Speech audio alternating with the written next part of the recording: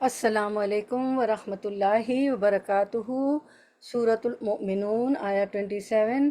حضرت نوح علیہ السلام کا ذکر ہے۔ حضرت نوح علیہ السلام نے 950 سال اپنی قوم کو سمجھایا، لیکن قوم نے سمجھنے کی بجائے حضرت نوح علیہ السلام پر مختلف قسم کے الزامات لگائے اور پتھر مار مار کر جان سے ختم کرنے کی دھمکی دی۔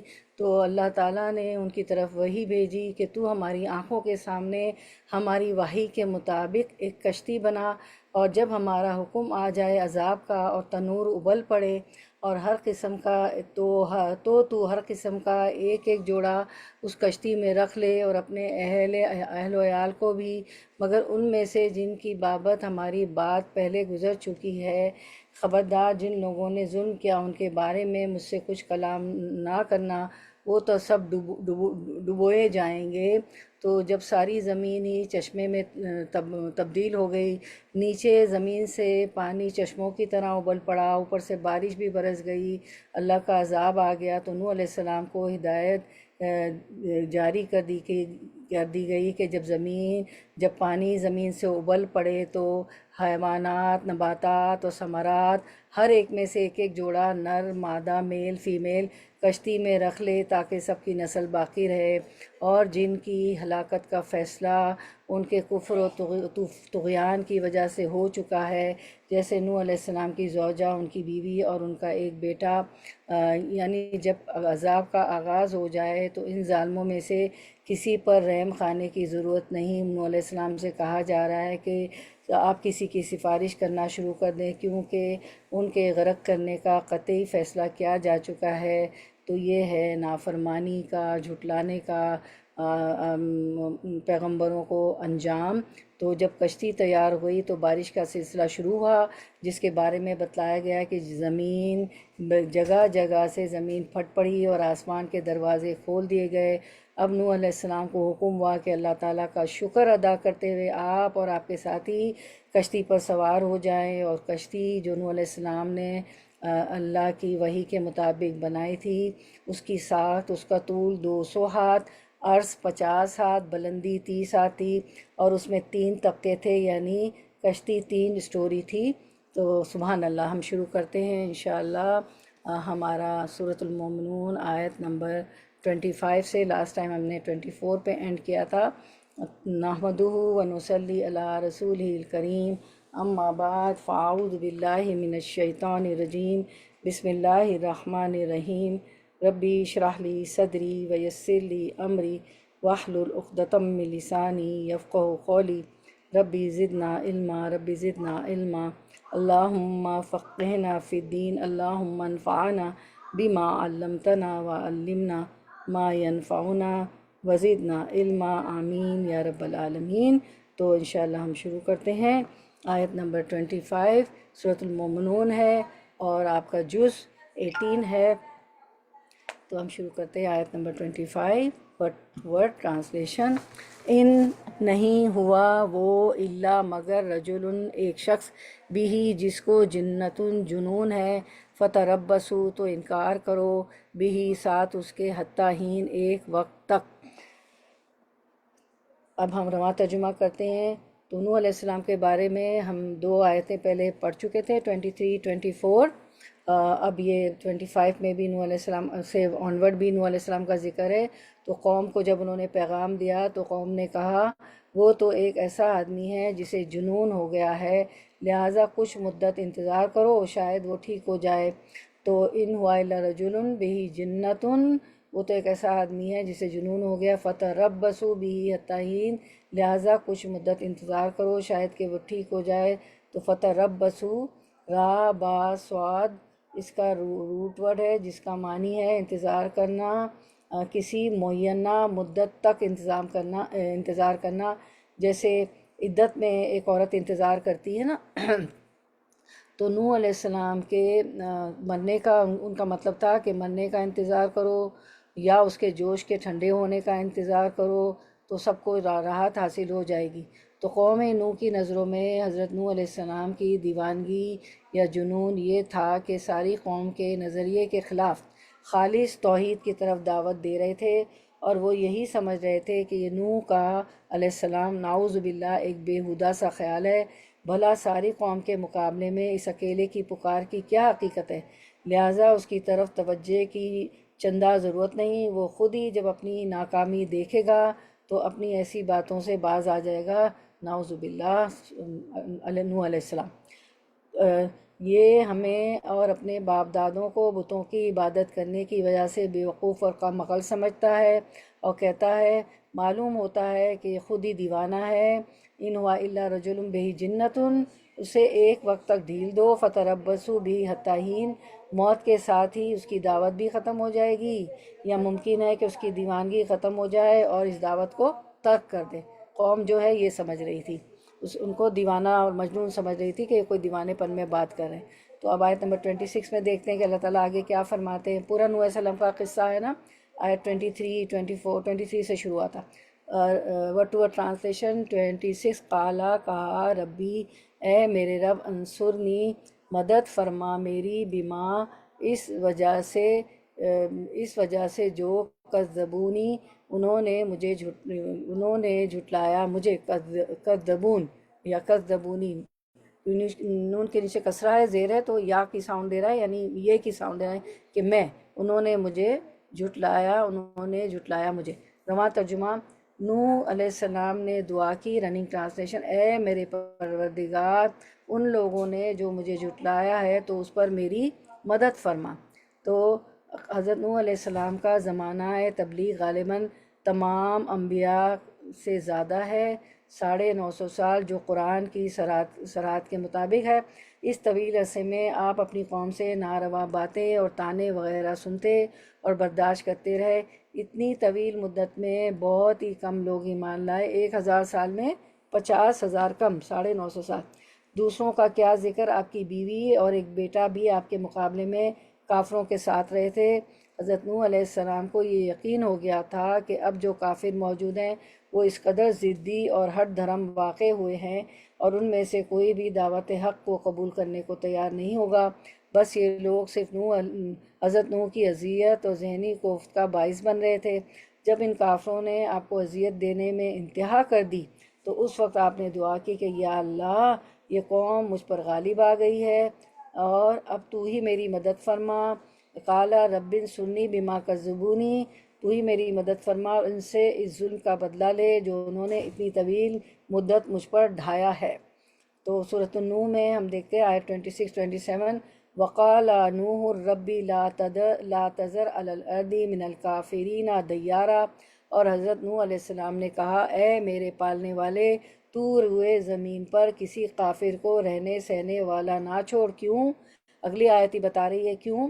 انک ان تذرہم، اگر تو انہیں چھوڑ دے گا تو یضلوا عبادک، تو یہ یقیناً یہ تیرے اور بندوں کو بھی گمراہ کر دیں گے، ولا یلدوا الا فاجرا کفارا، اور یہ فاجروں اور ڈھیٹ کافروں ہی کو جنم دیں گے، کیونکہ یہ بھی ڈھیٹ اور کافر ہیں، فاجر ہیں، تو ان کی اولاد بھی ایسی پیدا ہوگی۔ تو اب اے میرے پالنے والے، روئے زمین پر کسی کافر کو رہنے سہنے والا نہ چھوڑ۔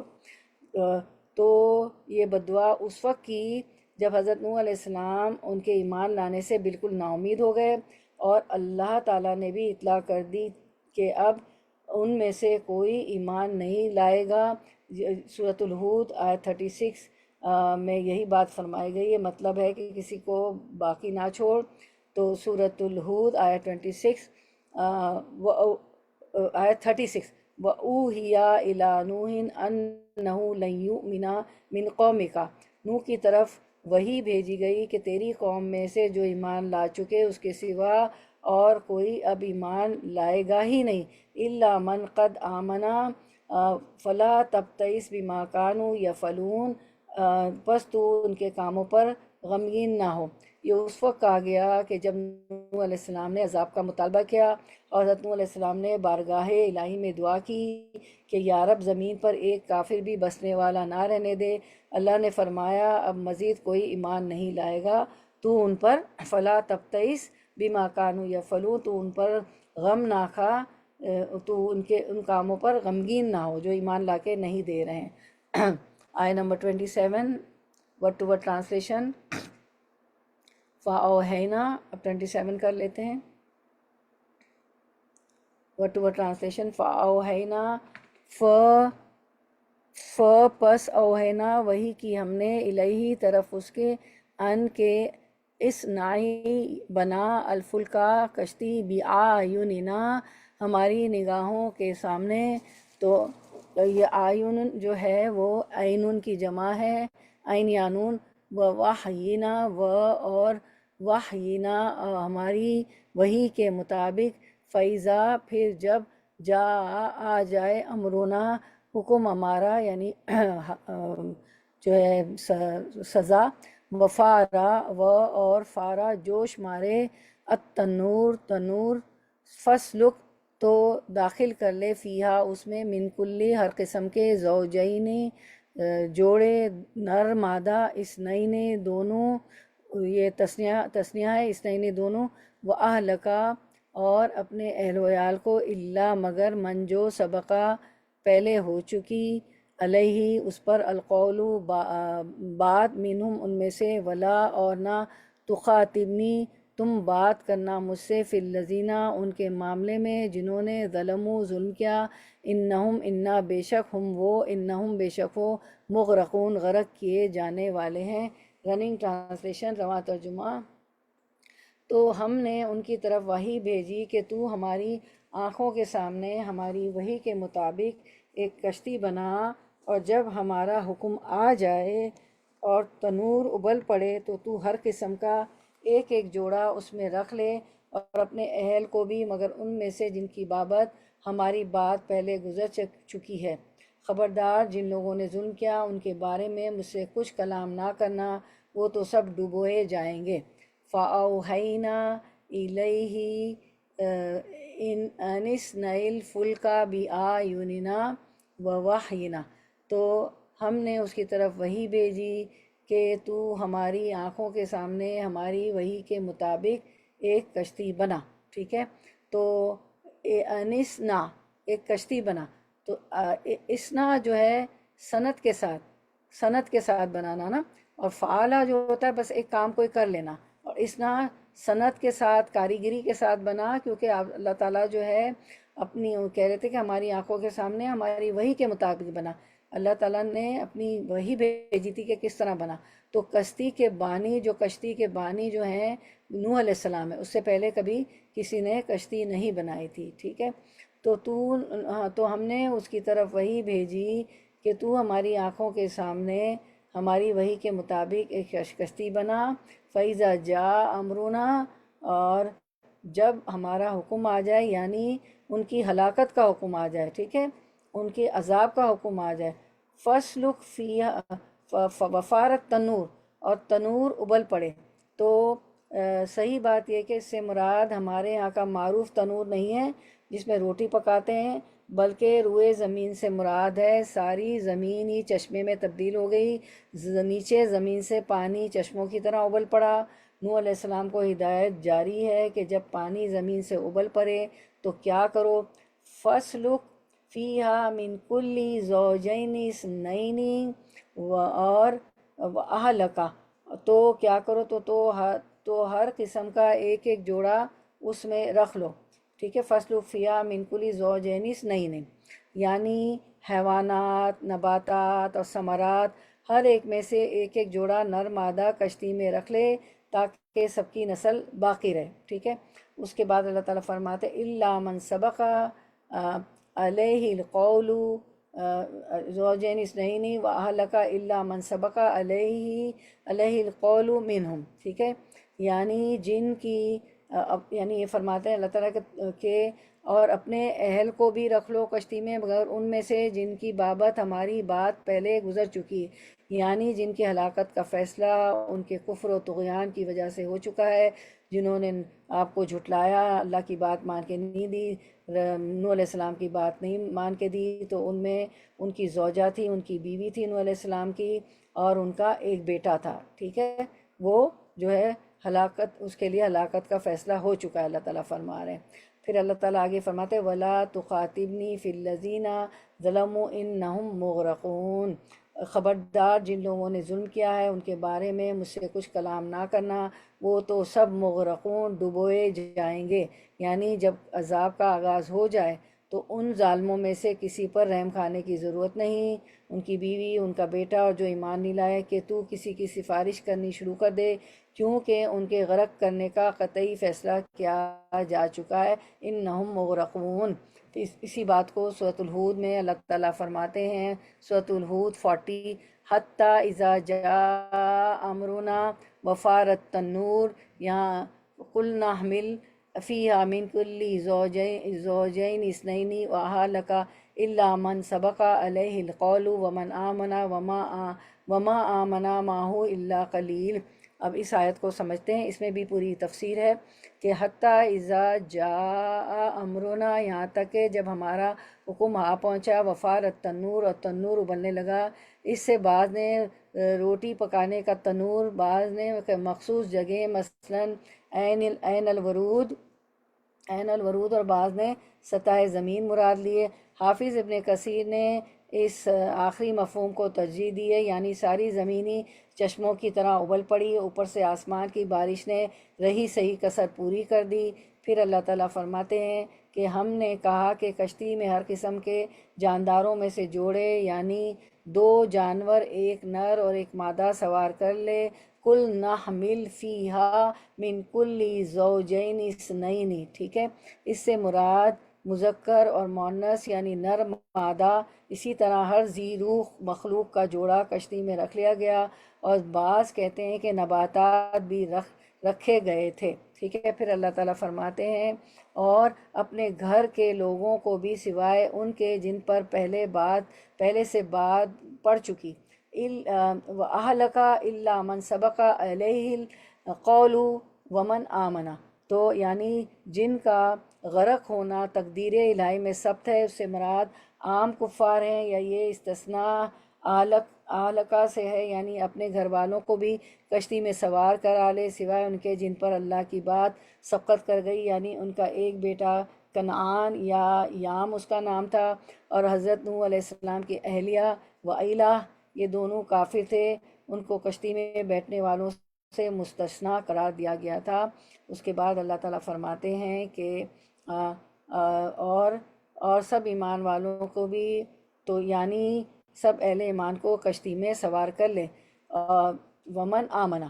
پھر اس کے بعد اللہ تعالیٰ فرماتے ہیں وما آمنا معاہ الا قلیل، اس کے ساتھ ایمان لانے والے بہت ہی کم تھے، بعض نے ان کی کل تعداد مرد اور عورت ملا کر 80، اور بعض نے اس سے بھی کم بتلائی ہے۔ ان میں حضرت نوح علیہ السلام کے 3 بیٹے جو ایمان والوں میں شامل تھے، سام، حام، یافت، اور ان کی بیویاں، یعنی ان کے بیٹوں کی بیویاں، اور چوتھی بیوی یام کی تھی جو کافر تھا، لیکن اس کی بیوی مسلمان ہونے کی وجہ سے کشتی میں سوار ہو گئی، ٹھیک ہے۔ تو ہم دیکھتے ہیں کہ ان کے بیٹے حام، سام، یابس، کنان، یابس اور ساتھ تھے، اور کنان نہ تھا، اور ٹھیک ہے۔ اس کے بعد ہم دیکھتے ہیں کہ حضرت نوح علیہ السلام نے 950 سال اپنی قوم کو سمجھایا، لیکن قوم نے سمجھنے کی بجائے حضرت نوح علیہ السلام پر مختلف قسم کے الزامات لگائے اور پتھر مار مار کر جان سے ختم کرنے کی دھمکی دی، ساتھ ہی یہ مطالبہ کیا کہ اگر تو واقعی اللہ کا پیغمبر ہے تو ہمیں عذاب سے تباہ و برباد کر دے۔ حضرت نوح علیہ السلام نے اپنے رب سے یہ کہہ کر مدد طلب کی کہ اے میرے رب، میں مغلوب ہو چکا ہوں، تو میری مدد فرما۔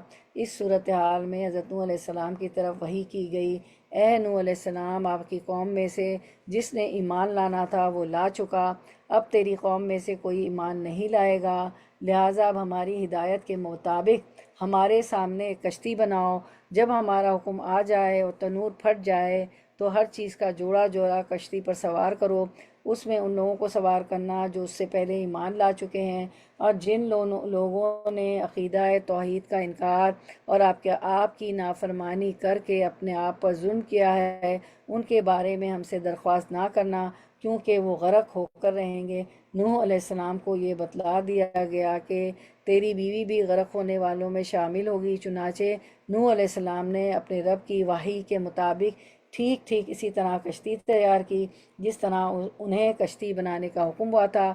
جب کشتی تیار ہو گئی تو بارش کا سلسلہ شروع ہوا، جس کے بارے میں بتلایا گیا کہ جگہ جگہ زمین پھٹ پڑی اور آسمان کے دروازے کھول دیے گئے۔ استغفر اللہ۔ اب نوح علیہ السلام کو حکم ہوا کہ اللہ تعالیٰ کا شکر ادا کرتے ہوئے آپ اور آپ کے ساتھی کشتی پر سوار ہو جائیں۔ حضرت نوح علیہ السلام کی کشتی کی ساکھ، جو آپ نے کشتی بنائی تھی، اس کا طول 200 ہاتھ یعنی لمبائی 200 ہینڈ، عرض اس کی 50 ہاتھ یعنی کہ اس کی جو وڈتھ تھی، وائڈنیس تھی 50 ہاتھ، اور اس کی بلندی 30 ہاتھ 30 ہاتھ تھی، یعنی اس کی ہائٹ جو تھی 30 ہاتھ تھی۔ اس میں 3 طبقے تھے، یعنی یہ کشتی 3 اسٹوری تھی۔ یہ تو آپ جانتی ہیں نا، ماشاءاللہ آپ نیو یارک میں رہتے ہیں اور آپ نے کہیں سفر بھی کیا ہوگا دوسرے ملکوں میں بائی شیپ، اور جو ہے ہم جاتے ہیں ویکیشنز پہ تو آپ کو پتہ ہے اس کے فلورز ہوتے ہیں نا، بہت بڑے بڑے جو جہاز ہوتے ہیں اس کے فلورز ہوتے ہیں۔ تو یہ کشتی 3 اسٹوری تھی، یعنی اس میں 3 طبقے تھے۔ سبحان اللہ۔ پھر ہم دیکھتے ہیں کہ حضرت نوح علیہ السلام، آگے ہم دیکھتے ہیں کہ حضرت نوح علیہ السلام نے اللہ تعالیٰ کے حکم کے مطابق کشتی تیار کی۔ حضرت نوح علیہ السلام نے کشتی میں ہر جاندار کا جوڑا جوڑا سوار کیا۔ اللہ کے حکم سے حضرت نوح علیہ السلام کو ظالموں کے حق میں سفارش کرنے سے روک دیا گیا، جس میں ان کی بیوی اور ان کا بیٹا تھا۔ طوفان کا آغاز تنور سے ہوا۔ کشتی پر سوار کرتے وقت اللہ تعالیٰ کی دعا کرنی چاہیے۔ طوفان نوح علیہ السلام کی اب کیفیت دیکھ لیتے ہیں آیات کی روشنی میں۔ اللہ تعالیٰ فرماتے ہیں سورۃ الہود 40 میں، ہم نے کہا جب ہمارا حکم آ جائے اور تنور ابلنا شروع ہو جائے تو کشتی میں ہر جانور کا جوڑا جوڑا بٹھا لینا اور انہیں بھی سوار کر لینا جو ایمان لائے ہیں۔ سورۃ الہود 40۔ کشتی انہیں پہاڑ جیسی موجوں کے درمیان لیے پھرتی تھی۔ ہود 42۔ اللہ تعالیٰ نے نوح علیہ السلام کی قوم پر زوردار بارش کے دہانے کھول دیے۔ القمر 11۔ جگہ جگہ زمین سے چشمے پھوٹ پڑے۔ القمر 12۔ تو یہ طوفان نوح علیہ السلام کی کیفیت تھی جو ان آیات میں اللہ تعالیٰ نے ہمیں بتا دی۔ اب ہم آیت نمبر 28 کی طرف جاتے ہیں، ورڈ ٹو ورڈ ٹرانسلیشن۔ آیا number 28، word to word translation. فَإِذَا اسْتَوَيْتُ، ورڈ ٹو ورڈ ٹرانسلیشن۔ پھر اذا جب، ہمیں نظر نہیں آ رہا ہے ورڈ ٹو ورڈ ٹرانسلیشن، ہماری اسکرین رک گئی۔ آپ ورڈ ٹو ورڈ ٹرانسلیشن کرنا ہے ہمیں۔ آیت نمبر 20 جی۔ پھر اذا جب استویتا سوار ہو جاؤ تم، انتا تم، ومن اور جو مع ساتھ کا تمہارے، الفل کی کشتی پر، فقل تو کہنا، الحمد سب تعریف، للہ اللہ کے لیے ہے، الذی جس نے نجانا نجات دی ہمیں، من قوم الظالمین، من القومی ان لوگوں سے، الظالمین جو ظالم ہے۔ رننگ ٹرانسلیشن، رواں ترجمہ 28۔ جب تو اور تیرے ساتھی کشتی پر باطمینان بیٹھ جاؤ تو کہنا کہ سب تعریف اللہ کے لیے ہی ہے جس نے ہمیں ظالم لوگوں سے نجات عطا فرمائی۔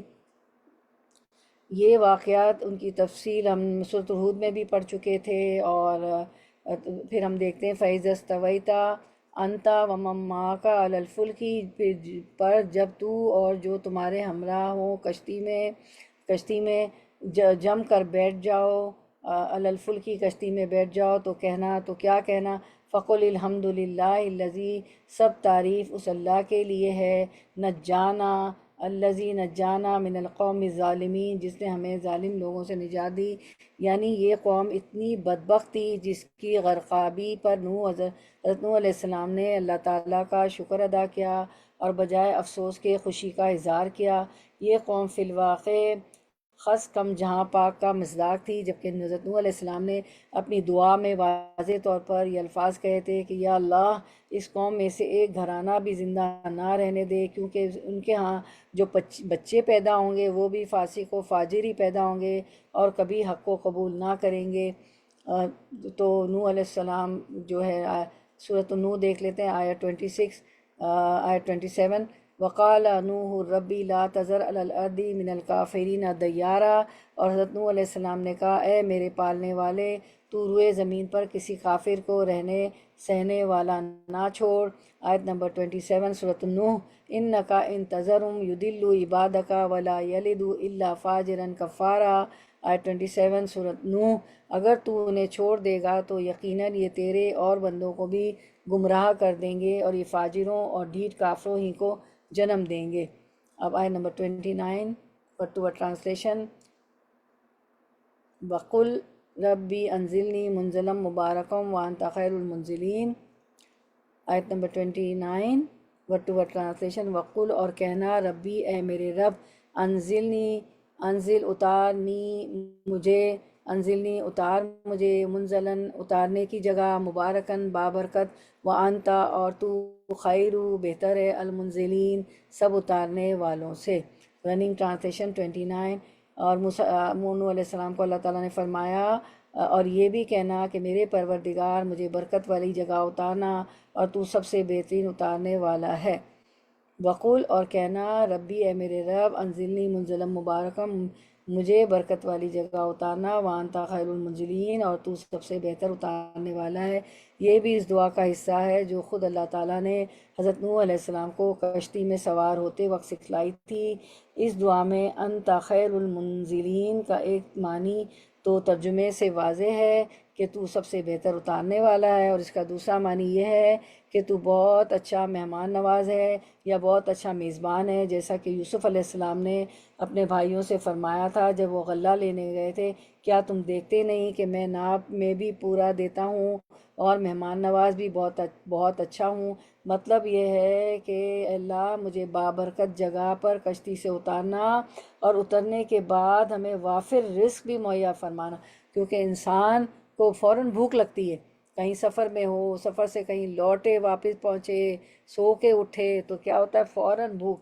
تو سورۃ الکاف میں بھی ہے نا، جیسے ہی وہ اٹھے تو ان میں سے انہوں نے ایک کو بھیجا کہ جاؤ دیکھو کہ اسکا تامن پاکیزہ طیب حلال کھانا کہاں ملتا ہے۔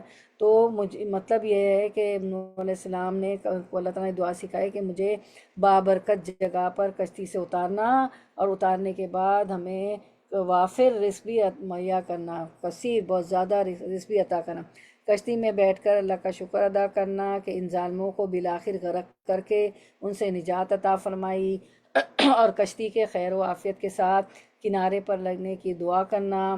تو ہم دعا دیکھ لیتے ہیں۔ وقل ربی انزلنی منزلا مبارکا وانت خیر المنزلین، کشتی پر بیٹھنے اور اس سے اترنے کی دعا۔ یہ صرف کشتی کی دعا نہیں ہے، کسی نئی جگہ جائیں تو بھی یہ دعا پڑھیں، ٹھیک ہے، کشتی پہ پڑھیں، جہاز میں پڑھیں، کسی نئی جگہ آپ جاتی ہیں، کہیں آپ کا ٹرانسفر ہوتا ہے، ٹھیک ہے، کوئی جاب پہ نہیں، کوئی بھی نئی جگہ جاب نہیں ہوتی، گھر نیا لیتی کرائے کا، اپنا جو بھی، تو سفر میں کسی نئی جگہ اترتی ہیں، ایئرپورٹ سے، کہیں سے بھی، ربی انزلنی منزلا مبارکا وانت خیر المنزلین، اے میرے رب مجھے برکت والی جگہ اتار اور تو اتارنے والوں میں سے بہترین ہے۔ سورۃ المؤمنون جو ہے یہ آیت ہے ہماری۔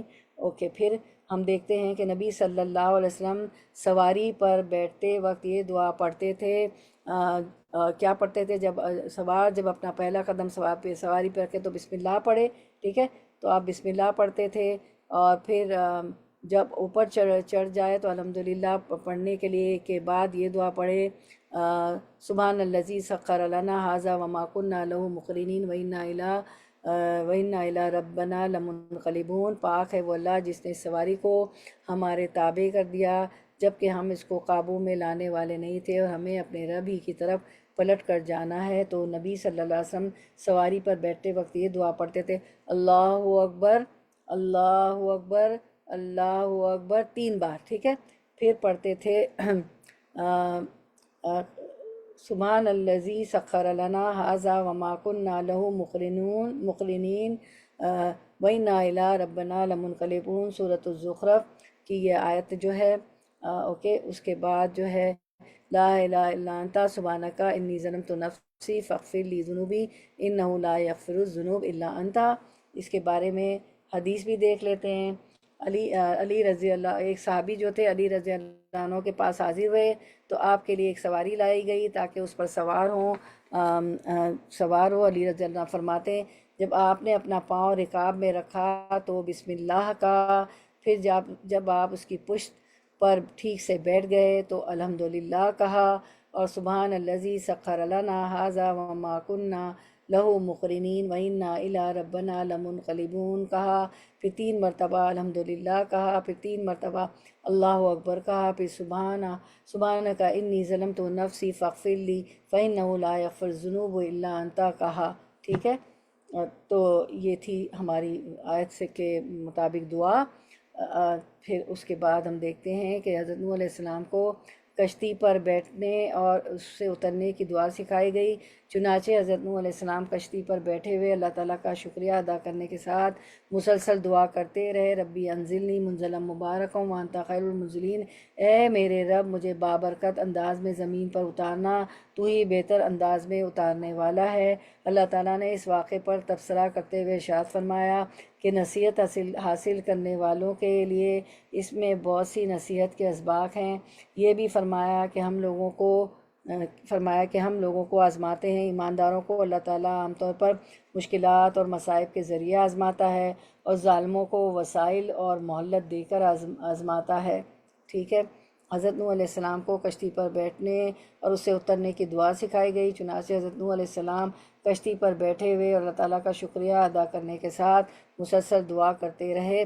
اللہ تعالیٰ نے اس واقعے پر تبصرہ کرتے ہوئے فرمایا کہ نصیحت حاصل کرنے والوں کے لیے اس میں بہت سی نصیحت کے اسباق ہیں۔ یہ بھی فرمایا کہ ہم لوگوں کو زمین میں آزماتے ہیں، ایمانداروں کو اللہ تعالیٰ عام طور پر مشکلات اور مصائب کے ذریعے آزماتا ہے۔ تو جب مشکلات اور مصائب آئیں تو مت گھبرائیں، اللہ تعالیٰ آزماتے ہیں، اور ظالموں کو وسائل اور مہلت دے کر آزماتے ہیں۔ حضرت نوح علیہ السلام کو زمین پر اترنے کے لیے نوح علیہ السلام کو زمین پر اترنے کے لیے جو دعا سکھلائی گئی ہے اس میں منزلم مبارکن کے الفاظ آئے ہیں، جن سے مراد خیر و عافیت کے ساتھ اترنا اور کسی کی بہتر انداز میں مہمان نوازی کرنا ہے۔ مورخین اور مفسرین نے لکھا ہے کہ یہ سیلاب 40 دن تک رہا، جس کی کیفیت یہ تھی کہ پانی سب سے بلند پہاڑ کی چوٹی سے بھی 20 فٹ اونچا بہتا رہا۔ علاقے میں کوئی چیز زندہ نہ بچی، گویا کہ زمین کو اچھی طرح شرک و کفر کی غلاظت سے دھو دیا گیا۔ پھر اللہ تعالیٰ کے حکم صادر فرمایا کہ اے زمین پانی کو جذب کر لے، اور آسمان کو حکم ہوا کہ تھم جا۔ اس طرح ظالم قوم کا صفایا ہو گیا۔ یہ سورۃ الہود آیت 44 میں یہ بات فرمائی ہے۔ وقیلا یا اردو ابلئی ماکی، فرما دیا گیا کہ اے زمین اپنے پانی کو نگل جا، ویا سمائی اقلئی، اور اے آسمان برس کر تھم جا، وغیض الماء، اسی وقت پانی سکھا دیا گیا، وقضی الامر، اور کام پورا کر دیا گیا، واستوت علی الجودی، اور کشتی جودی نامی پہاڑ پر جا لگی، وقیلا بعدا للقوم الظالمین، اور فرما دیا گیا کہ ظالم لوگوں پر لعنت نازل ہو۔ ٹھیک ہے، تو اس طرح آسمان کو حکم ہوا کہ تھم جا، اس طرح ظالم قوم کا صفایا ہوا۔ حضرت نوح علیہ السلام کی کشتی جودی پہاڑ کی چوٹی پر لنگر انداز ہوئی۔ جودی پہاڑ کردستان کے علاقے میں جزیرہ ابن عمر کے شمال مشرقی جانب واقع ہے۔ بائبل میں اس کشتی کے ٹھہرنے کی جگہ آرات بتائی گئی ہے، جو آرمینیا کے ایک پہاڑ کا نام ہے، جو ایک سلسلہ کوہستان کا نام بھی ہے۔ سلسلہ کوہستان کے معنی ہے جس کو ارارت کہتے ہیں، وہ آرمینا کے سطح مرتفع سے شروع ہو کر جنوب میں کردستان تک چلتا ہے، اور جبل الجودی یعنی جودی پہاڑ اسی سلسلے کا ایک پہاڑ ہے جو آج بھی جودی کے نام سے مشہور ہے۔ قدیم تاریخوں میں کشتی کے ٹھہرنے کی یہی جگہ بتائی جاتی ہے۔ چنانچہ حضرت مسیح سے 250 برس پہلے بابل کے ایک مذہبی پیشوا بریسس نے پرانی کلدانی روایت کی بنا پر اپنے ملک کی تاریخ لکھی ہے۔ اس میں وہ کشتی نوح کے ٹھہرنے کا مقام جودی بتاتا ہے۔ ارسطو کا شاگرد جو ہے ایبیڈینس بھی اپنی تاریخ میں اس کی تصدیق کرتا ہے۔ نیز وہ اپنے زمانے کا حال بیان کرتا ہے کہ عراق میں بہت سے لوگوں کے پاس اس کشتی کے ٹکڑے محفوظ ہیں، جنہیں وہ گھول گھول کر بیماروں کو پلاتے ہیں۔ پتہ نہیں صحیح ہے کہ نہیں، واللہ عالم۔ یہ تو کہیں نہیں آیا کہ کسی چیز کو گول گول کر پلائیں، واللہ عالم، لوگ تو کرنے لگ جاتے ہیں نا کچھ بھی۔ حضرت نوح علیہ السلام کو کشتی پر بیٹھنے اترنے کی دعا سکھلائی گئی۔ انبیاء کرام علیہ السلام کے واقعات میں نصیحت حاصل کرنے والوں کے لیے نصیحت کے اسباق ہیں کہ جب نہ مانتے ہیں، اللہ کو جھٹلاتے ہیں، تو دیکھیں کیسا عذاب آیا نا۔ تو اس میں سبق ہے، اللہ تعالیٰ نیک اور برے لوگوں کو مختلف طریقوں سے آزماتا ہے۔ آپ آیت نمبر 30 کی طرف آتے ہیں، ورڈ ٹو ورڈ ٹرانسلیشن۔ آیت 30، انا بے شک فی ذالکہ، اس میں لآیاتن، البتہ آیاتن نشانیاں ہیں، آیتن کی جمع ہے، وَإِن اور بے شک کننا ہیں ہم، لمبتلین البتہ مبتلین آزمانے والے، لمبتلین البتہ آزمانے والے۔ ہم بھی کہتے ہیں نا مبتلا ہو گیا، تو یہ ہمارا اردو میں مبتلا ہو گیا، اور یہ آزمائش کو مبتلین البتہ آزمانے والے، آزمائش کو مبتلین عربک میں۔ تو رما ترجمہ آیت 30، اس واقعے میں کئی نشانیاں ہیں اور آزمائش تو ہم کر کے ہی رہتے ہیں، یعنی حضرت نوح علیہ السلام کے قصے میں ان فی ذالک لآیاتین، یعنی حضرت نوح علیہ السلام کے قصے میں کئی ایسی باتیں ہیں جن سے ایک غور کرنے والا انسان سبق حاصل کر سکتا ہے۔ اور جب ہم کوئی نبی کو بھیجتے ہیں تو اس وقت قوم کا امتحان شروع ہو جاتا ہے، وَإِن كُنَّا لَمُبْتَلِينَ، اور آزمائش تو ہم کر کے ہی رہتے ہیں۔ تو جب ہم کسی نبی کو کسی قوم کی طرف بھیجتے ہیں تو امتحان شروع ہو جاتا ہے، نبی اور اس کے پیروکاروں کا بھی، کہ وہ کس حد تک صبر و ثبات سے کام لیتے ہیں، اور جھٹلانے والوں کا بھی کہ وہ کس حد تک سرکشی اختیار کرتے ہیں۔ پھر جو اس امتحان میں کامیاب ہو انہیں انعامات سے نوازتے بھی ہیں، اللہ تعالیٰ ان کی مدد بھی اللہ تعالیٰ کرتے ہیں، اور معاندین کو قرار واقعی سزا بھی دے دیتے ہیں۔ پھر یہ بھی دیکھتے ہیں کہ بعد میں آنے والی قوم میں سے کون ان نشانیوں کو سن کر عبرت و نصیحت حاصل کرتا ہے اور کون نہیں کرتا۔ تو اللہ تعالیٰ نیک اور برے لوگوں کو مختلف طریقوں سے آزماتا ہے۔ تو تفسیر تو اللہ تعالیٰ کے آزمانے کے مختلف طریقے ہیں۔ سورۃ العنکبوت 2 میں فرمایا جنت میں داخلے کے لیے آزمائش شرط ہے۔ سورۃ العنکبوت 3 میں فرمایا پہلے لوگوں کو بھی آزمایا گیا۔ سورۃ البقرہ 155 ڈر سے آزمائش، فاقوں سے آزمائش، جان و مال کی کمی کے ساتھ آزمائش۔ سورۃ البقرہ 155 میں فرمایا ڈر سے آزمائش، فاقوں سے آزمائش، مال و جان کی کمی کے ساتھ آزمائش۔ اللہ نے موت و حیات کو انسان کے لیے آزمائش بنایا۔ الملک 2، ٹھیک ہے، الذی خلق الموت والحیات لیبلوکم ایکم احسن عملا۔ سورۃ ملک روز رات کو پڑھتی ہے تو یہ تو رٹی ہوئی ہے، یاد تھی یہ آیت۔ اللہ نے انسانوں کی آزمائش کے لیے بعض کو بعض پر فوقیت دی۔ الانعام 166، مال و اولاد انسان کے لیے آزمائش ہے، اللہ کے ہاں بہت بڑا اجر ہے۔ التغابن 15، تو یہ اللہ تعالیٰ کی آزمانے کے مختلف طریقے ہیں جن کو ہم نے اللہ تعالیٰ کا ارشاد باری تعالیٰ ان آیات میں تھا دیکھ لیا۔ اب ہم سورۃ البقرہ کی آیت 155، 156، 157 آزمائش کے متعلق دیکھ لیتے ہیں۔ وَلَنَبْلُوَنَّكُمْ بِشَيْءٍ مِّنَ الْخَوْفِ وَالْجُوعِ وَنَقْصٍ مِّنَ الْأَمْوَالِ، اور ہم کسی نہ کسی طرح تمہاری آزمائش ضرور کریں گے، کہ بِشَيْءٍ مِّنَ الْخَوْفِ، دشمن کے ڈر سے، والجوع، بھوک پیاس سے، ونقص من الاموال، مال و جان، اور من الاموال والانفس والثمرات، مال و جان اور پھلوں کی کمی، اور وبشر الصابرین، اور ان صبر کرنے والوں کو خوشخبری دے۔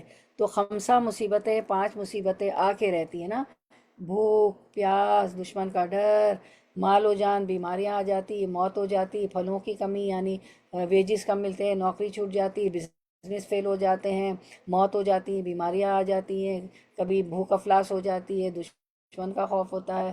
تو اللہ تعالیٰ نے فرمایا کہ ان آزمائش میں، ان 5 آزمائش میں صبر کرنے والوں کو خوشخبری دے دیجئے۔ تو ان آزمائش میں، یہی 5 آزمائش میں ہم مبتلا ہوتے ہیں نا، انہی میں سے کوئی 1 2 اللہ تعالیٰ۔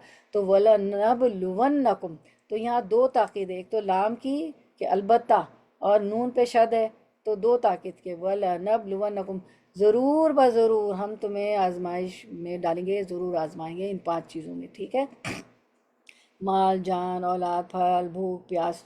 تو اب جو ان آزمائش میں صبر کرتے ہیں ان کے لیے خوشخبری ہے. کیا خوشخبری ہے؟ والذین اذا اصابتهم مصیبت قالوا ان للہ و انا الیہ راجعون، یعنی جب کوئی مصیبت آتی ہے تو کہہ دیا کرتے ہیں کہ ہم تو خود اللہ تعالیٰ کی ملکیت ہے اور ہم اسی کی طرف لوٹنے والے. کوئی بات نہیں، مصیبت آ گئی، ہمارا اللہ مالک ہے، وہ جو چاہے ہمارے ساتھ کرے اور ہم اسی کی طرف لوٹنے والے ہیں. اللہ تعالیٰ اس کا اجر دنیا میں بھی دے دیں گے، ورنہ وہاں جب ہم اس کی طرف لوٹیں گے تو وہاں بھی ہمارے صبر کا اجر دے گا، کیونکہ اللہ تعالیٰ خود فرما رہے ہیں کہ ان 5 مصیبتوں میں صبر کرنے والوں کو خوشخبری دے دیجئے. 155 ابھی آپ نے پڑھی نا، تو 156 میں کیا ہے کہ جب کوئی مصیبت آتی ہے تو کہتے ہیں کہ قالوا انا للہ و انا الیہ راجعون. تو یہ ہمارا رویہ ہونا چاہیے کہ ہم صبر کریں، کیونکہ ہمارے لیے خوشخبری ہے. مصیبت مانگتے نہیں ہیں، مانگنا نہیں چاہیے کبھی بھی، اور صبر ویسے نہیں مانگنا چاہیے. اللہ صبر دے صبر دے، جب مصیبت آئے تو اس پہ صبر مانگنا چاہیے، ٹھیک ہے. مصیبت بھی کوئی نہیں مانگتا، مانگنا بھی نہیں چاہیے، ٹھیک ہے. اور جب آ جائے تو اس پہ صبر کریں تو خوشخبری ہے. اور کہنا چاہیے کہ کوئی بات نہیں، یہ تو دنیا کی زندگی تھوڑی سی ہے، میرے درجات بلند ہو رہے ہیں، میرے گناہ معاف ہو رہے ہیں. کبھی یہ نہیں کہنا چاہیے کہ اس کے گناہ کی سزا ہے نا. اکثر لوگ کہہ دیتے ہیں ایسا کیوں ہوا، ضرور یہ گناہ گار ہے. ہمیں ججمنٹل نہیں ہونا کہ ہمیں کیا پتہ کون گناہ گار ہے کون گناہ گار نہیں. آپ کو پتہ ہے 2 آدمی تھے، ایک آدمی بڑا نیک تھا، دوسرا جو اس کا ساتھی تھا وہ نیک نہیں تھا، وہ کوئی بھی مطلب عبادات وغیرہ نہیں کرتا تھا. تو اس نے کہا کہ تم دوزخ میں چلے جاؤ. اللہ تعالیٰ کو وہ بات اتنی بری لگی کہ وہ اتنا عبادت گزار ہے، اس کو اللہ نے دوزخ میں ڈال دیا اور اس کو جو ہے اچھا مقام دیا. تو وی شوڈنٹ بی ججمنٹل، ہم تو ججمنٹل ہونا ہی نہیں چاہیے. تو اللہ کو پتہ ہے کہ کون جنت میں جائے گا، کون دوزخ میں جائے گا، کون سا ایسا نقطہ، کون سی ایسی نیکی وہ کر دے کہ وہ جنت پہ چلا جائے. تو ایک وحشیہ عورت تھی جس نے خود پانی پیا، کتا نظر آیا، زبان باہر نکالا ہے، اس نے کہا یہ کتا پیاسا ہے، تو اس نے اپنا موزہ، اپنا جراب، جوتا جو بھی لیا، پھر اس پہ اپنا جو ہے اپنا دوپٹہ اپنا باندھا اور پھر پانی نکالا، اس کو پلایا تو جنت میں چلی گئی. اتنی وہ عورت کے اس کام پہ جو ہے حد جاری ہوتی ہے، ٹھیک ہے نا. وہ گناہ پہ حد جاری ہوتا ہے، لیکن اللہ تعالیٰ اسے جنت میں ڈالے. تو ہم کو ججمنٹل نہیں ہونا اور ہمیں صبر کرنا ہے اس خوشخبری پہ اللہ کی.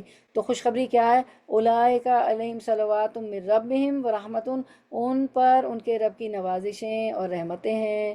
اللہ بہت ساری صلوات ہم پہ بھیجیں گے، نوازشیں ہوں گی، اللہ کی رحمتیں ہوں گی. تو جب اللہ کی رحمتیں ہو جائیں تو ساری مشکلیں آسان ہو جائیں. اللہ جب رحم فرما دے تو ہمارا تو بیڑا پار ہو جائے، ساری مشکلیں ہی آسان ہو جائے. اسی لیے تو دعا مانگتے ہیں اللہم انی اسألک من فضلک ورحمت، اللہم انی اسألک من فضلک ورحمتا فإنہ لا یملکها الا انت. اللہ ہم آپ سے آپ کا فضل اور آپ کی رحمت مانگتے ہیں کہ کیونکہ اس کو دینے پر آپ ہی قادر ہے اور کوئی دے ہی نہیں سکتا. وَأُولَئِکَ هُمُ الْمُهْتَدُونَ وَأُولَئِکَ هُمُ الْمُهْتَدُونَ، اور یہی لوگ ہدایت یافتہ ہیں جو مصیبت پہ صبر کریں. یہ 5 مصیبتیں آ کے رہیں گی، ایک ساتھ نہیں آ رہی ہوتی ہیں. اس وقت بھی ہم میں سے کوئی ایسا نہیں ہے مجھے ملا کر جو اس وقت کسی ٹینشن میں، کسی پریشانی میں نہیں ہے. تو کیا کام چھوڑ دیں، ڈپریشن میں چلے جائیں، درس و تدریس نہ کریں، کسی حلقے میں نہ جائیں، گھر کے کاموں میں دلچسپی نہ لیں؟ آپ سسم پہ تو ہر وقت ایک جو ہے مشکل ابھی ختم نہیں ہوتی تھی تو جنگوں کا اعلان ہو جاتا تھا، تو منافق جو ہے کوئی نہ کوئی نقصان پہنچا جاتے تھے. تو آپ کے بیٹے کی انتقال ہو گیا، تو آپ کی نواسی کا انتقال ہو گیا. یعنی کہ آپ دیکھیں نبیوں کے ساتھ کتنا، نوح علیہ السلام کو 950 سال کتنا ان کے طنز اور طعنے اور ان کی مارنے کی دھمکیاں برداشت کر رہے ہیں. تو ان پر ان کی رب کی تو ہم صبر کریں گے کیونکہ ہمارے لیے خوشخبری ہے. اور انا للہ و انا الیہ راجعون کہنا چاہیے. تو صبر پر، اور صبر کا مطلب یہ نہیں کہ واوے لے دیکھو میرے ساتھ ہو گیا، وائی می، میں تو صدقہ کرتی ہوں، خیرات کرتی ہوں، زکوٰۃ کرتی ہوں، میں تو سب سے اچھی ہوں، میں تو اب غیبت بھی چھوڑ دی، میں تو حلقوں میں جانے لگی، قرآن کو مطلب سے پڑھتی ہوں. لیکن جتنے جو نیک لوگ ہوتے ہیں ان کی زیادہ آزمائش ہوتی ہے. تو ہمیں صبر کرنا ہے. تو ان پر ان کے لیے خوشخبری ہے کہ ان پر ان کے رب کی نوازشیں اور رحمتیں ہوں گی، اور یہی لوگ ہدایت یافتہ ہیں. یہ خوشخبری ہے کہ ہم ہدایت پر ہیں، ٹھیک ہے نا. تو ہدایت کی تو بہت ضرورت ہے. اہدنا الصراط المستقیم، اہدنا الصراط المستقیم. انشاءاللہ، الحمدللہ اللہ تعالیٰ کا وعدہ ہے اور ہم اللہ سے ہمارا اچھا ہی گمان ہے. جب اللہ کا وعدہ ہے تو ومن اصدق، اللہ اور رسول سے صلی اللہ علیہ وسلم سے زیادہ کس کی بات سچی ہو سکتی. چلیں انشاءاللہ اللہ ہمیں ہدایت دے کہ ہم صبر کریں اور ان معتدین میں سے اللہ ہمیں بنا دے، اور ہم پر صلوات اور رحمتیں ہوں اللہ تعالیٰ کی، اور اللہ تعالیٰ مشکلوں کو آسان کرے. اللہ ہم مشکل نہیں مانگتے، آ گئی ہے تو اس میں ہمیں آسانی پیدا کر دے اور ٹال دے مشکلات کو اللہ ہم سب بہنوں کی ہماری۔ آیت نمبر 31، ابھی ٹائم ہے 5 7 8 منٹ ہے تو کر لیتے ہیں، کیونکہ تفسیر بہت کم ہے ان آیات کی، کیونکہ یہ ربط ہے نا، قصہ چل رہا ہے، تو ایک آیت اپنی آیت کی خود تفسیر کرتی ہے نا۔ ثم پھر انشانا اٹھائے ہم نے، انشا اٹھائے نہ ہم نے، من بعدہم بعد ان کے، قرنن لوگ، آخرین دوسرے، وما ترجمہ پھر ان کے بعد ہم نے ایک اور امت پیدا کی۔ ثم انشانا من بعدہم پھر ان کے بعد ہم نے، قرنن آخرین ایک اور امت پیدا کی، آخرین دوسرے، اور آخر خا کے نیچے کسرہ ہو آخر ہو تو یعنی کہ فائنل، آخری، ٹھیک ہے، لاسٹ، اور آخرین دوسرے، یعنی مفسرین کے نزدیک قوم نوح کے بعد جس قوم کو اللہ نے پیدا کیا ان میں رسول بھیجا وہ قوم عاد ہے، کیونکہ اکثر مقامات پر قوم نوح کے جانشین کے طور پر قوم عاد کا ہی ذکر آتا ہے۔ اور پھر سورۃ الاعراف 69 میں اللہ تعالیٰ نے فرمایا وَاذْكُرُوا اِذْ جَعَلَكُمْ خُلَفَاءَ مِن بَعْدِ قوم نوح، یعنی کہ اللہ نے یہ حالت یاد کرو کہ اللہ نے تم کو قوم نوح کے بعد جانشین بنایا اور ڈیل ڈول میں تم کو پھیلاؤ زیادہ دیا، یعنی قوم عاد، ٹھیک ہے۔ تو کون سی قوم؟ قرنن آخرین دوسری، پھر ان کے بعد ہم نے ایک اور امت پیدا کی، ثم انشانا من بعدہم قرنن آخرین، کون سی قوم پیدا کی؟ قوم عاد، ٹھیک ہے۔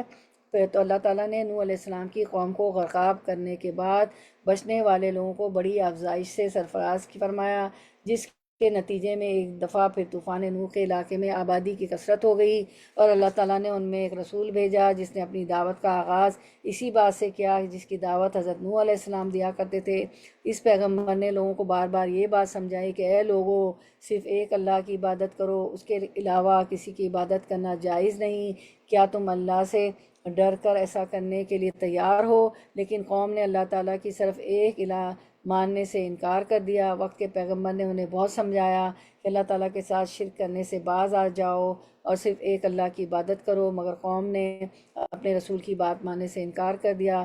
پہلی آیت میں جو ہے قرنن، یعنی کہ قرنن کا لفظ استعمال ہوا ہے جس کے 3 معنی کیے گئے ہیں، 100 سال کا عرصہ، ثم انشانا من بعدہم قرنن آخرین، ان کے بعد ہم نے ایک دوسری قوم پیدا کی، تو قرنن کا معنی 3 کیے گئے، نمبر 1 100 سال کا عرصہ، نمبر 2 ایک نسل ختم ہونے کے بعد دوسری نسل، نمبر 3 کسی قوم کا ایک پورا دور۔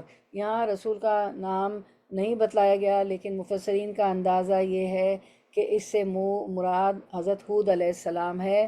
تو اب ہم دیکھ لیتے ہیں کہ توحید کی جو بات ہوئی نا، ہر پیغمبر جو ہے اللہ تعالیٰ کی توحید لا الہ الا اللہ کی دعوت دیتا ہے، تو عقیدہ توحید اور عبادت کی اہمیت ہم دیکھ لیتے ہیں۔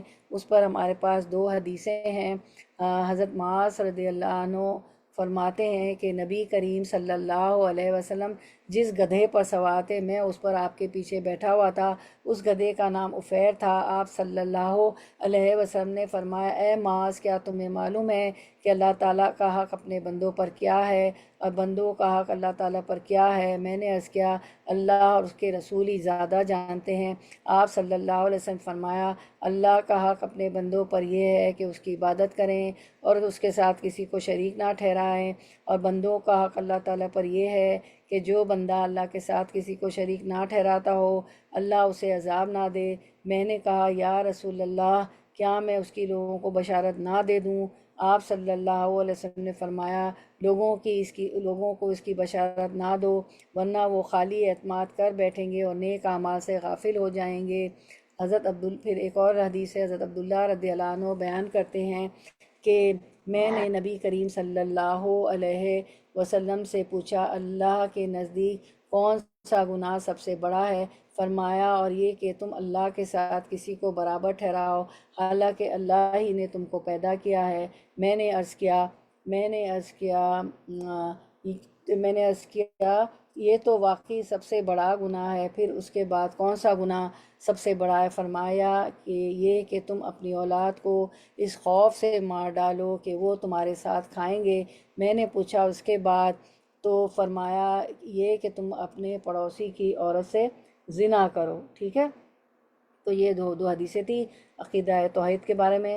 حضرت ہود علیہ السلام نے اپنی قوم کو اللہ تعالیٰ کی خالص بندگی کرنے کی تلقین کی، قوم ہود نے اللہ تعالیٰ کی خالص بندگی کرنے سے انکار کر دیا۔ اب تمام انبیاء کرام علیہ السلام نے صرف ایک اللہ کی عبادت کرنے کا حکم دیا۔ سورۃ یونس 104۔ آپ صلی اللہ علیہ وسلم کو حکم کہ آپ فرما دیں کہ میں تو صرف ایک اللہ کی عبادت کرتا ہوں، ٹھیک ہے۔ پھر سورۃ الرعد 36، اللہ کی عبادت کرو اور اس کے ساتھ کسی کو شریک نہ بناؤ۔ سورۃ الہود 2، اللہ کے علاوہ کسی کی عبادت نہ کرو۔ یہ ہم دیکھ رہے ہیں تمام انبیاء کرام علیہ السلام نے صرف ایک اللہ کی عبادت کرنے کا حکم دیا، ٹھیک ہے۔ اے لوگوں اپنے پروردگار کی عبادت کرو۔ سورۃ البقرہ 21، اللہ تمہیں حکم دیتا ہے کہ اس کے سوا کسی کی عبادت نہ کرو۔ یوسف 40، اللہ کی عبادت کرو اس کے ساتھ شریک نہ بناؤ۔ النساء 36۔ حضرت نوح، تو یہ آپ کا ہوم ورک ہے، اسکرین پہ نہیں ہم دکھا رہے تاکہ کچھ آپ جا کے پڑھیں۔ حضرت نوح، ہود علیہ السلام، ریکارڈنگ سن کے یہ ہوم ورک ہے آپ کا۔ حضرت نوح، ہود، صالح اور شعیب علیہ السلام نے اپنی قوم کو ایک اللہ کی عبادت کا حکم دیا، ٹھیک ہے۔ ہود 25، 50، 61، 84۔ اللہ تعالیٰ کا فیصلہ ہے کہ اس کے سوا کسی کی عبادت نہ کرو۔ بنی اسرائیل 32، ٹھیک ہے۔ اچھا، تو اب ہم جو ہے آیت نمبر 32 کر کے اینڈ کر لیتے ہیں، ٹھیک ہے۔ آیت 32، فارسلنا فیہم، تو بھیجا ہم نے، فیہم ان میں، رسولاً ایک رسول، منہم انہی میں سے، انے بدو کہ عبادت کرو اللہ کی، ما لکم نہیں تمہارے لیے، من الہین کوئی الہ برحق غیر اس کے سوا، افلا کیا پھر نہیں، تتقون تم ڈرتے۔ رواں ترجمہ، پھر ان میں خود ان میں سے ہی رسول بھیجا، فارسلنا فیہم رسولا منہم کہ تم سب اللہ کی عبادت کرو، انے عبد اللہ، ما لکم من الہ غیر اس کے سوا تمہارا کوئی معبود نہیں، فلا تتقون کیا تم نہیں ڈرتے، یعنی کس سے نہیں ڈرتے؟ اللہ کے عذاب سے، اللہ کی پکڑ سے تم ڈرتے نہیں ہو، ٹھیک ہے۔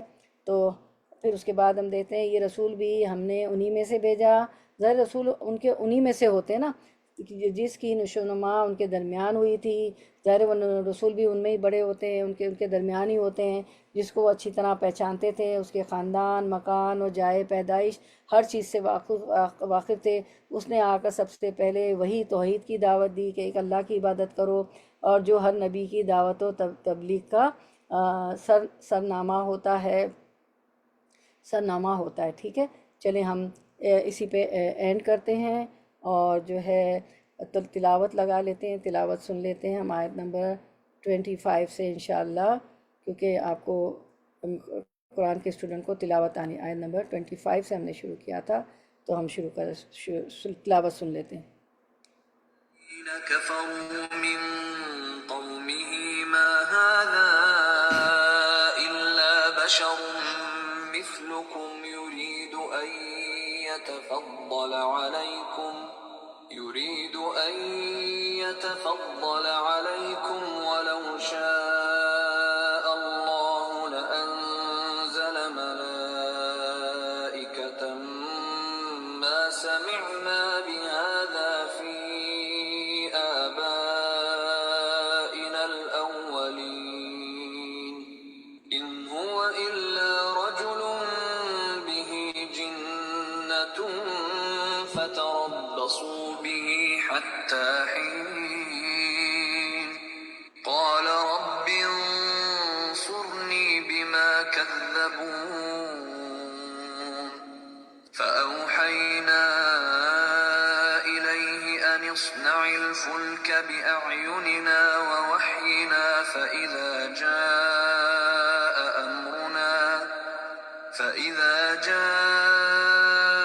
أمرنا وفاردت النور فاسلك فيها من كل زوجين اثنين وأهلك إلا من سبق عليه القول منهم ولا تخاطبني في الذين ظلموا إنهم مغرقون فإذا استويت أنت ومن معك على الفلك فقل الحمد لله الذي نجانا من القوم الظالمين وقل رب أنزلني منزلا مباركا وأنت خير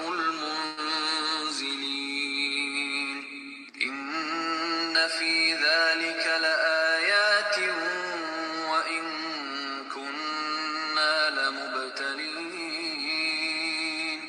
ثم أنشأنا من بعدهم قرنا آخرين فأرسلنا فيهم رسولا منهم أن اعبدوا الله ما لكم من إله غيره أفلا تتقون وقال الملأ من قومه الذين كفروا وكذبوا بلقاء الآخرة وأترفناهم في الحياة الدنيا ما هذا إلا بشر مثلكم يأكل مما